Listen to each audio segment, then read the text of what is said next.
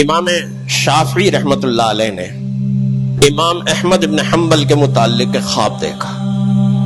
یہ بات ذہن میں رکھیے گا کہ امام شافعی استاد ہیں اور امام احمد بن حنبل شاگرد ہیں۔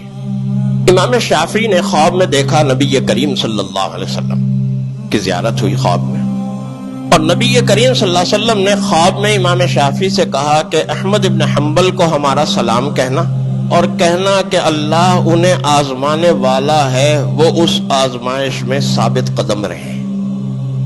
امام شافعی رحمت اللہ علیہ نے صبح اٹھ کر اپنے ایک شاگرد کو بلایا اور بلا کر کہا کہ ابھی ایک تیز رفتار سواری پکڑو۔ امام شافعی رحمت اللہ علیہ قاہرہ میں ہے اور امام احمد بن حنبل بغداد میں ہے۔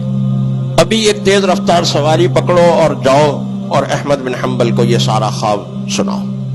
چنانچہ وہ شاگرد ہدایت کے مطابق ایک تیز رفتار سواری اس نے لی اور بھاگم بھاگ وہ پہنچا بغداد، اور پوچھتا پاچھتا جو امام احمد بن حنبل کی مسجد تھی وہاں پہنچا رات کے کسی حصے میں۔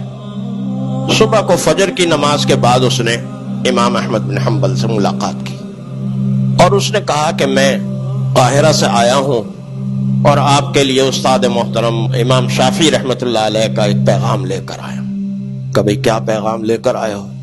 انہوں نے کہا کہ انہوں نے کہا ہے کہ میں نے خواب میں نبی کریم صلی اللہ علیہ وسلم کی زیارت کی۔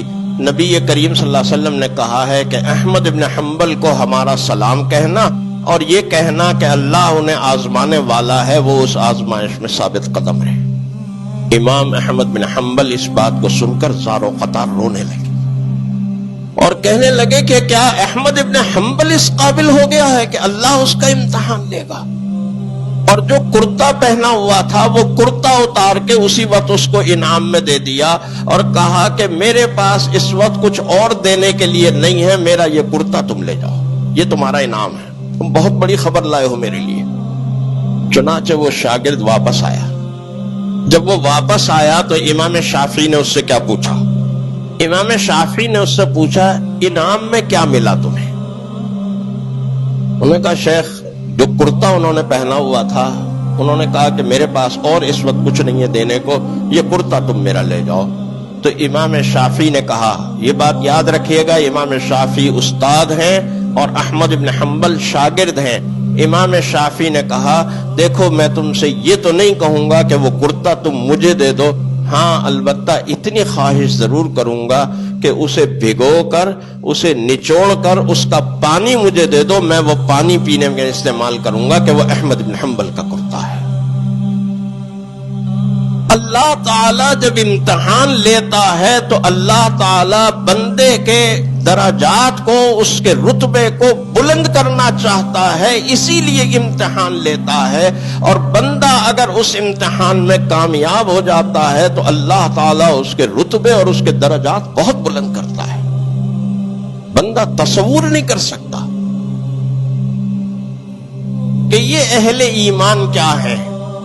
ان اہل ایمان پر جب کوئی مصیبت آتی ہے، کوئی مشکل آتی ہے تو یہ کیا کہتے ہیں؟ یہ کہتے ہیں انا للہ۔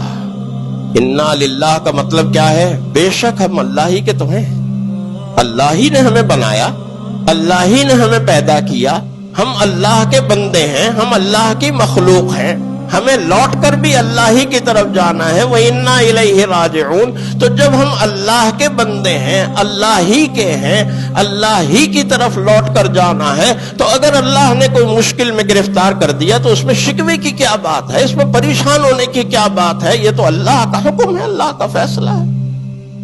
یہ ہے اللہ کی طرف رجوع، یہ ہے اللہ کی طرف توجہ۔ تو اس توجہ کے لیے جو نتیجہ اور جو ثمرہ اللہ تعالیٰ بیان فرما رہے ہیں وہ کیا ہے؟